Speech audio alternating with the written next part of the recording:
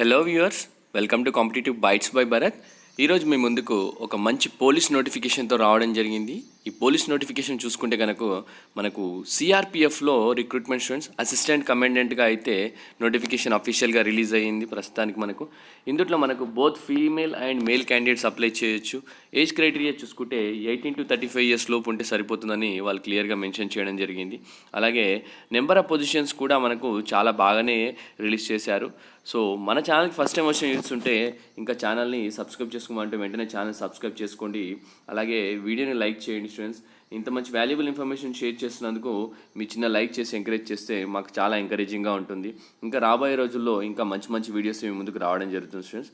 So police commandant CRPF recruitment అనేది చాలా మంచి జాబ్ స్టూడెంట్స్. సో ఈ వీడియోలో నేను క్లియర్గా ఎక్స్ప్లెయిన్ చేయబోతున్నాను. మీకు కావాల్సిన వివరాలన్నీ తెలియజేస్తాను. సో ఎండ్ వరకు చూడడానికి ట్రై చేయండి స్టూడెంట్స్, సో దట్ మీకు కావాల్సిన ఇన్ఫర్మేషన్ దొరుకుతుంది.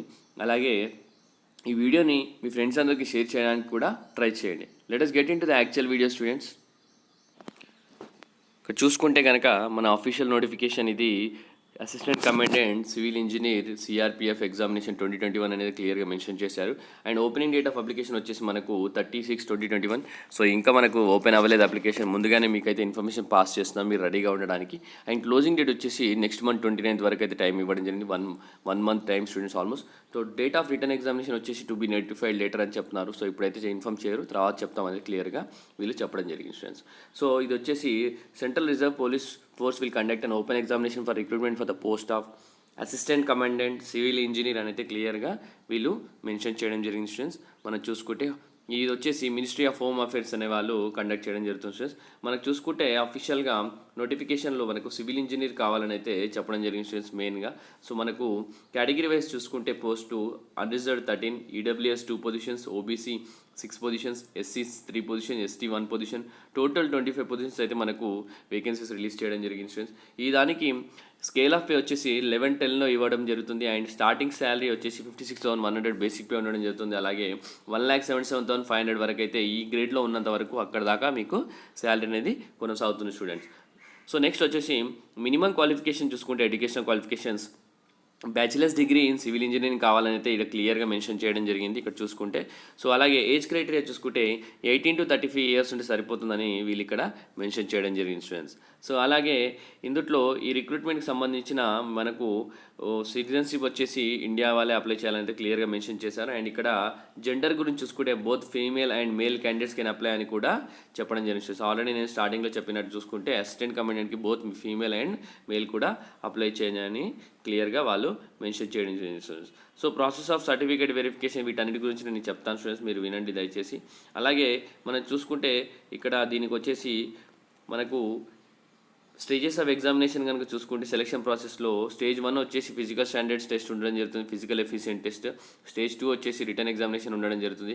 స్టేజ్ 3 వచ్చేసి డాక్యుమెంట్ ఎగ్జామినేషన్ ఉండడం జరుగుతుంది. స్టేజ్ 4 వచ్చేసి రివ్యూ మెడికల్ ఎగ్జామినేషన్. స్టేజ్ 5 వచ్చేసి ఇంటర్వ్యూ ఉంటుంది స్టూడెంట్స్. సో ఈ 5 అనేవి మీ స్టేజెస్ దాటినాకనే ఈ జాబ్ అనేది ఇవ్వడం జరుగుతుంది స్టూడెంట్స్. ఇది ఒక మంచి ఆపర్చునిటీ చెప్పుకోవచ్చు. సో ఈ స్టేజెస్ అన్నీ మీరు కంప్లీట్ చేస్తేనే మీకైతే జాబ్స్ అనేది ఇవ్వడం జరుగుతుంది స్టూడెంట్స్. సో మనం చూసుకుంటే ఇక్కడ మనం స్టేజ్ 1 గురించి చూసుకుందాం స్టూడెంట్స్. ఫిజికల్ స్టాండర్డ్ టెస్ట్ గురించి చూసుకుంటే after identification candidate will be screen for physical standard. So మిమ్మల్ని స్క్రీన్ చేస్తారు. Height, chest, weight measurements. Candidates who do not fulfil the laid down physical standard will be eliminated అని చెప్తున్నారు students. So నేను క్లియర్గా explain చేస్తాను చూడండి. Candidates వచ్చేసి note వచ్చేసి during PST process following documents will be screen అంటున్నారు స్టూడెంట్స్. వచ్చేసి caste category certificate wherever applicable, education certificate, date of birth certificate, అలాగే డిశ్చార్జ్ సర్టిఫికేట్ ఏదైనా ఉంటే, ఎన్ఓసి ఏదైనా గవర్నమెంట్ ఆర్గనైజ్ చేస్తే ఎన్ఓసి తీసుకుంటా అంటున్నారు. Income and assessment certificate, physical efficiency test, అలాగే candidates who qualify PST will be allowed to appear in the physical efficiency test అంటున్నారు students. So physical efficiency టెస్ట్లో events ఉండడం జరుగుతుంది. 100 meters రేస్ ఉంటుంది, 16 secondsలో చేయాలి మేల్స్. ఫీమేల్స్ 18 secondsలో చేయాల్సి ఉంటుంది. 800 meter రేస్ వచ్చేసి మనకు 3 minutes 45 secondsలో మేల్స్ చేయాలి అండ్ 4 minutes 45 secondsలో ఫీమేల్స్ చేయాల్సి ఉంటుంది. అండ్ లాంగ్ జంప్ వచ్చేసి 3.5 meters 3 chances ఇవ్వడం జరుగుతుంది. 3 meters ఫర్ ఫీమేల్స్ 3 chances ఇవ్వడం జరుగుతుంది. Shot put 7.2 kgs, 4.5 meters 3 chances. ఫీమేల్స్కి షార్ట్ పుట్ అనేది అప్లికేబుల్ లేదు. So all the events of physical eligible test shall be qualifying in nature ఒకటి. ఇది వచ్చేసి ఓన్లీ క్వాలిఫైయింగ్ నేచర్ అని చెప్తున్నారు. Candidates are required to qualify all the events of PET independently. Failing in any event shall be disqualification. Candidate failing to qualify the stage of PET shall be eliminated అని చెప్తున్నారు friends. So మీరు ఈవెంట్స్లో అన్నింటిలో qualify అవ్వాల్సి ఉంటుంది. ఎవరైతే fail అవుతారో వాళ్ళని డిస్క్వాలిఫై చేస్తారని క్లియర్గా చెప్పడం జరిగింది ఫ్రెండ్స్. సో స్టేజ్ 2 చూసుకుంటే మనకు PST PET qualified candidates will be issued admit card for written examination. Written examination will be as under. So return ఎగ్జామినేషన్లో మనకు 2 పేపర్స్ ఉండడం జరుగుతుంది. 500 మార్క్స్కి multiple choice questions OMR based ఉంటుంది. డ్యూరేషన్ 2 అవర్స్ ఉండడం జరుగుతుంది. టోటల్ 200 మార్క్స్కి డిస్ట్రిబ్యూషన్ ఆఫ్ మార్క్స్ అనేది చూపిస్తాయి ఇప్పుడు చూడండి. అండ్ జనరల్ అవేర్నెస్ ఉండడం జరుగుతుంది 2 లాంగ్వేజెస్లో. అలాగే 15 క్వశ్చన్స్ ఉంటాయి, 30 మార్క్స్ ఉండడం జరుగుతుంది. రీజనింగ్ ఉండడం జరుగుతుంది 20 questions, 20 marks. Numerical aptitude 10 questions, 20 marks. General English 15 questions, 30 marks. Engineering aptitude 50 questions, 100 marks ఉండడం జరుగుతుంది. సో టోటల్ మీకు 2 అవర్స్ అనేది టైం అయితే ఇవ్వడం జరుగుతుంది ఫ్రెండ్స్. సో పెనాల్టీ అనేది కూడా ఉండడం జరుగుతుంది. 1/3 మార్క్ పెనాల్టీ ఉండడం జరుగుతుంది. సో మీరు జాగ్రత్తగా రాయండి, మీకు వచ్చిన క్వశ్చన్సే పెట్టండి. పెనాల్టీ ఉండడం జరుగుతుంది. పేపర్ 2 చూసుకుంటే సివిల్ ఇంజనీరింగ్కి డ్యూరేషన్ 3 అవర్స్ ఉంటుంది. టోటల్ 300 మార్క్స్ ఉండడం జరుగుతుంది. కన్వెన్షనల్ సబ్జెక్టివ్ టైప్ పేపర్స్ అనేది క్లియర్గా మెన్షన్ చేశారు students. So standard and syllabus గురించి నేను ఎక్స్ప్లెయిన్ చేస్తాను, వినండి. General studies engineering aptitude paper on objective ఉండడం జరుగుతుంది. ఇక్కడ current issues, national international importance, general principles of design, drawing. So engineering సంబంధించిన విభాగాల్లో అయితే క్వశ్చన్స్ అయితే అడగడం జరుగుతుంది స్టూడెంట్స్. ఇక్కడ చూసుకుంటే హైలైట్ చేశాను కదా మీకోసమని.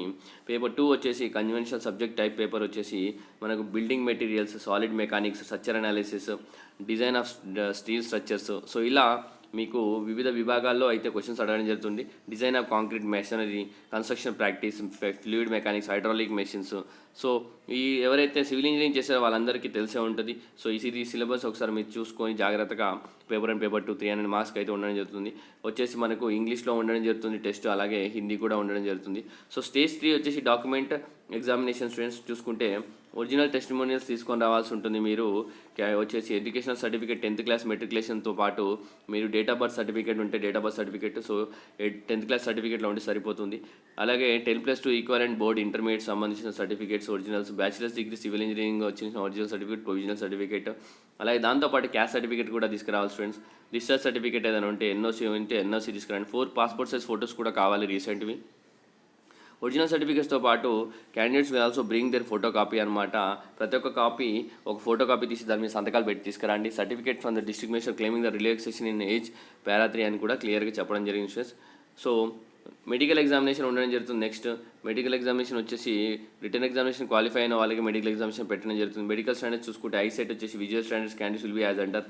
మనకు బెటర్ ఐ వచ్చేసి N6 ఉంటే వరుస N9 ఉండడం జరుగుతుంది. బెటర్ ఐ వచ్చేసి మనకు 6/9 ఆర్ 6/12 ఉండడం జరుగుతుంది. డిస్టెన్స్ విజన్కి 6/9 6/12 వచ్చి వరుస ఐ ఉండడం జరుగుతుంది.